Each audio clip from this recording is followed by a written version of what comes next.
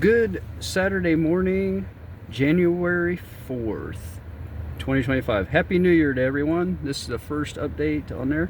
Out a little bit earlier than normal, and as you can see in the rear view mirror, it's sunrise coming up. It's about 26 degrees. So, with it being the new year, doesn't look like there's a whole heck of a lot that happened here on the property. We've got a backhoe back there doing some final things.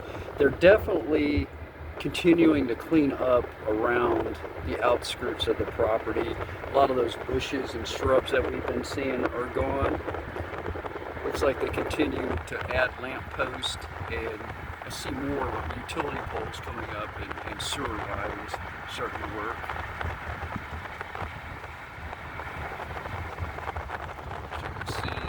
Had some rain through here earlier in the week, New Year's Eve time.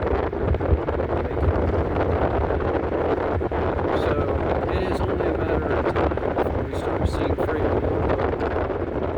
Like I said, become much neater is when the edge is starting to have some grass growing. Well, Happy New Year, everyone.